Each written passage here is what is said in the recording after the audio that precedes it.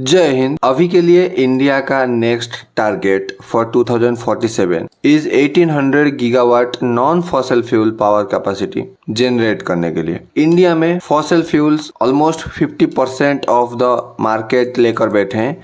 50% of the हमारा electricity जो भी घर में आता है, जो भी इंडस्ट्री में यूज होता है, जो भी इलेक्ट्रिसिटी का यूजेस एरिया है डोमिनेटेड बाय फॉसल फ्यूल। हम इसको कम करके रिन्यूएबल एनर्जी पर ज़्यादा जाने वाले हैं, रिन्यूएबल एनर्जी पर ज़्यादा फोकस करने वाले हैं, क्योंकि फॉसल फ्यूल में बहुत ही ज़्यादा पॉल्यूशन होता है। ये सबको पता है भाई साहब। कार्बन डाइऑक्साइड, मीथेन और भी different various type of polluted gas निकलता है और एनवायरमेंट को पॉल्यूट करता है। एंड एक और चीज सबको पता होगा, COP29 समिट में जो कि अजरबैजान में हुआ था, उसमें इंडिया ने ये टारगेट लिया है कि बाय 2070 हम एक कार्बन न्यूट्रल कंट्री बनेंगे। वैसे बाय द वे 2 कंट्री पूरी दुनिया में कार्बन न्यूट्रल है। एक तो है यहाँ पर भूटान और दूसरा का नाम भाई साहब मेरा जबान में ही नहीं आता है। यहाँ नॉर्थ अमेरिका का एक कंट्री है यहाँ पर। And for reaching this target 2070 का कार्बन न्यूट्रल कंट्री बनना, वैसे देखो हमारे पॉल्यूशन के मामले में हम 3 नंबर पर आते हैं पूरी दुनिया में पॉल्यूशन करने के लिए। Almost 7% of the pollution India करता है पूरी दुनिया में। एंड चाइना का ये नंबर 30% और यूएसए का ये नंबर ऑलमोस्ट 14-15% आ जाता है, क्योंकि चाइना एक मेजर इंडस्ट्रियल हब है, तो डेफिनेटली वहाँ पर पॉल्यूशन ज़्यादा होगा ही होगा। हमारा इंडिया का जो ये 7% पार्ट है, इसमें से बहुत बड़ा पार्ट हम जो इलेक्ट्रिसिटी बनाते हैं उससे जनरेट होता है। और उस पॉल्यूशन को अगर हम एटलीस्ट कम कर दें, बंद तो भाई नहीं हो पाएगा। फॉसल फ्यूल पर पूरा इंडिपेंडेंट हम ऐसे नहीं रह सकते, क्योंकि फॉसल फ्यूल्स का जो इलेक्ट्रिसिटी जनरेशन कैपेसिटी होता है और उसका जो एफिशिएंसी होता है, ये बहुत ही ज़्यादा होता है in different type of renewable energy से। तो उसको हम पूरी तरीके से नेग्लेक्ट नहीं कर सकते हैं, लेकिन हाँ थोड़ा बहुत कम करके एडजस्ट करके हमारा जो पॉल्यूशन का लेवल है, अगर ये लेवल है, इसको डाउन करके हम यहाँ पर ले सकते हैं। और बाय 2070 अगर रिन्यूएबल एनर्जी इतना कैपेसिटी का हो जाए, इतना एडवांस एनर्जी का हो जाए, इतना एडवांस टेक्नोलॉजी का हो जाए कि फॉसल फ्यूल जितना कैपेसिटी वाला इलेक्ट्रिसिटी जनरेट कर सके, तो ये गोल बाय 2070 कंप्लीट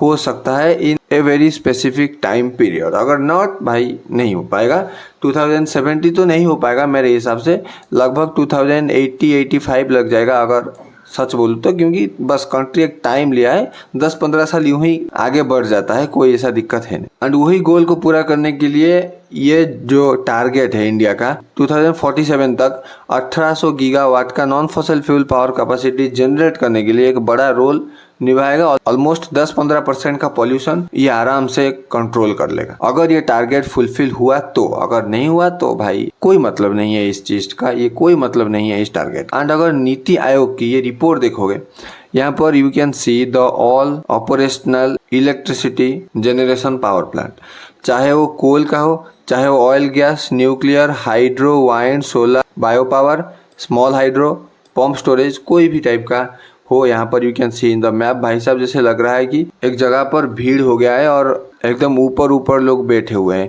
यहाँ पर देखो, हाँ इंडिया एक वास्ट एरिया है, इतना जो यहाँ पर दिखा रहा है ऊपर ऐसे लदा हुआ है, ऐसा एक्चुअली नहीं है। हाँ आसपास का एरिया में अगर वहाँ पर न्यूक्लियर पावर प्लांट है तो पास में एक कोल पावर प्लांट होगा इलेक्ट्रिसिटी जनरेट करने के लिए, वो तो प्रॉब्लम है नहीं यहाँ पर। लेकिन जैसे दिखा रहा है ऊपर एक्चुअली नहीं, लोगों को लग रहा होगा यहाँ पर एक घर है, यहाँ पर नीचे कोल का बना रहा है इलेक्ट्रिसिटी और वहाँ पर ऊपर न्यूक्लियर पावर प्लांट का। ऐसा नहीं है, बस जगह के हिसाब से ये जो डायग्राम बनाया गया है, तो इसमें ऐसा पॉसिबल ही नहीं है कि हम एक करके दिखा सके। अगर दिखाएंगे तो भाई साहब बहुत ही छोटा ऐसे डॉट बनेगा, तो ये पॉसिबल ही नहीं है। एंड अगर अभी की बात करें, हम लगभग 490 गीगावाट का इलेक्ट्रिसिटी जनरेट कर पाते हैं हर साल।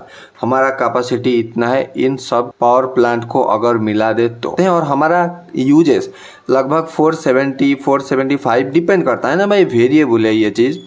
अगर त्यौहार वगैरह आ गया तो ज़्यादा इलेक्ट्रिसिटी यूज होगा, अगर गर्मी का दिन आ गया तो ज़्यादा इलेक्ट्रिसिटी यूज होगा, अगर सर्दी का दिन आ गया तो कम इलेक्ट्रिसिटी यूज होगा, डिपेंड करता है। लेकिन ऑन एन एवरेज 470, 460, 475 तक का गीगावाट इलेक्ट्रिसिटी हमारा कंज्यूम हो जाता है हर साल। एंड हम इलेक्ट्रिसिटी के मामले में सेल्फ सफिशिएंट है, हम किसी से इलेक्ट्रिसिटी इंपोर्ट नहीं करते हैं, हम किसी से इलेक्ट्रिसिटी के लिए डिपेंड ही नहीं है।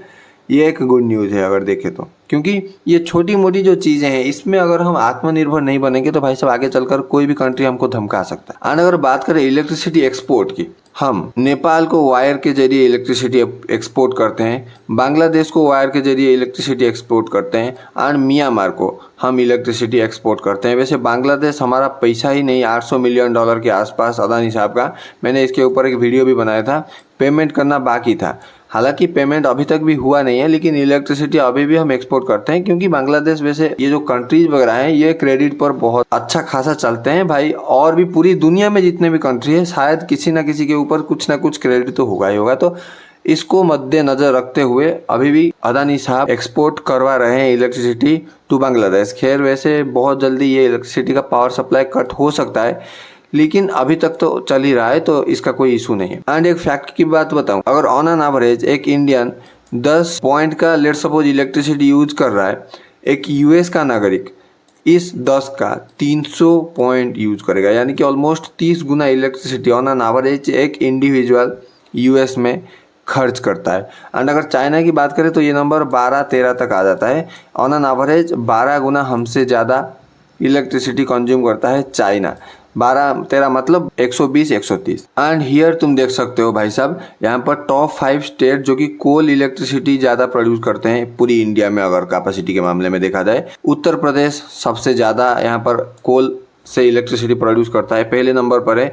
दूसरे नंबर पर यहाँ पर छत्तीसगढ़ आ जाता है, तीसरे नंबर पर यहाँ पर महाराष्ट्र आ जाता है, चौथे नंबर पर यहाँ पर मध्य प्रदेश आ जाता है और 5वें नंबर पर यहाँ पर गुजरात आ जाता है। And in renewable energy electricity capacity यहाँ पर तुम नोटिस करना, सब यहाँ पर मैक्सिमम इंडियन बॉर्डर पे जो स्टेट है वही यहाँ पर प्रोड्यूस कर पाते हैं। राजस्थान यहाँ पर वाइंड एनर्जी में सबसे ज़्यादा इलेक्ट्रिसिटी प्रोड्यूस करता है। वैसे बाय द वे ये 1 नंबर पर आ जाता है, 2 नंबर पर गुजरात यहाँ पर आ जाता है, 3 नंबर पर तमिलनाडु यहाँ पर आ जाता है और 4 नंबर पर यहाँ पर महाराष्ट्र आ जाता है। और अगर हाइड्रो इलेक्ट्रिसिटी पावर प्लांट की बात करें, हाइड्रो इलेक्ट्रिसिटी के मामले में यहाँ पर हिमाचल प्रदेश पहले नंबर पर आ जाता है, उत्तराखंड 2nd नंबर पर आ जाता है, कर्नाटका 3rd नंबर पर आ जाता है। एंड अभी हम डिस्कस कर लेते हैं भाई साहब हमारे टॉपिक के ऊपर कि एक्चुअली जो 1800 गीगावाट है ये किस एरिया से कितना टारगेट लिया जा रहा है, कौन से टाइप के इलेक्ट्रिसिटी हम कितना जनरेट करने वाले हैं। 2047 तक तो हमने टारगेट लेकर रखा है कि 1800 गीगावाट का हम इलेक्ट्रिसिटी जनरेट करने वाले हैं बाय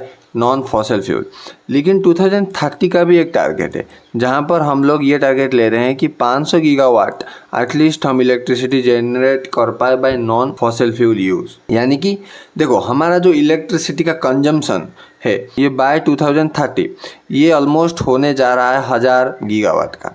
एंड हम ये टारगेट लेकर इनडायरेक्टली ये चल रहे हैं कि 50% ऑफ द इलेक्ट्रिसिटी हम लोग फॉसिल फ्यूल से उठाकर नॉन फॉसिल फ्यूल के ऊपर डिपेंडेंट हो जाए।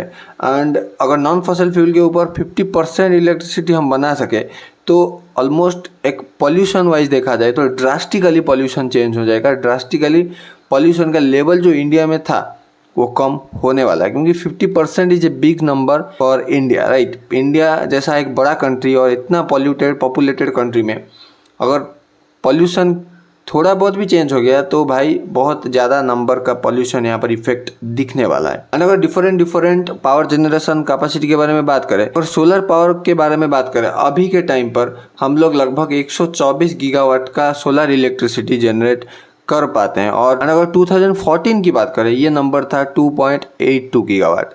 ऑलमोस्ट भाई साहब देख रहे हो 60 गुना का जंप यहाँ पर मारा है। एंड अगर उसी की बात हम वाइंड एनर्जी में करें तो भाई साहब 2014 में हम लोग 21 गीगावाट का वाइंड एनर्जी इलेक्ट्रिसिटी जनरेट कर पाते थे। आज के टाइम पर हम 53 गीगावाट का वाइंड एनर्जी जनरेट कर पाते हैं। पीएम सुरक्षा घर मुफ्त बिजली योजना के तहत लगभग 20 लाख सोलर पावर स्टेशंस बैठा चुके हैं लोगों के घर में, मतलब पर्सनल जो छत पर सोलर पावर प्लांट वगैरह बैठा जाता है।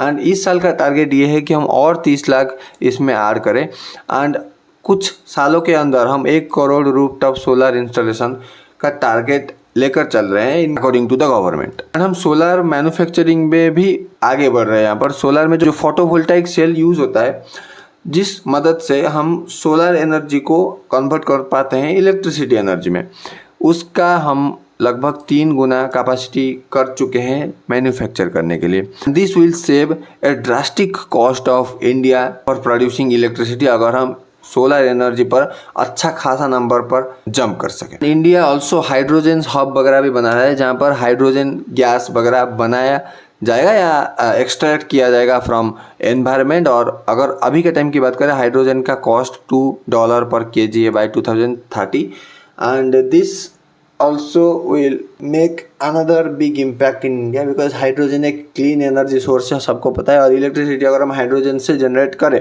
तो this will ultimately give benefit to India. फिर यही था आज के इस वीडियो में। तो अगर इसमें कुछ चेंजेस वगैरह आया और न्यूज़ वगैरह कुछ अलग आया जो कि इंपॉर्टेंट होगा बताने के लिए, मैं फिर एक वीडियो लेकर आ जाऊंगा। तो thank you so much for watching this video. This is Manoj this side signing off.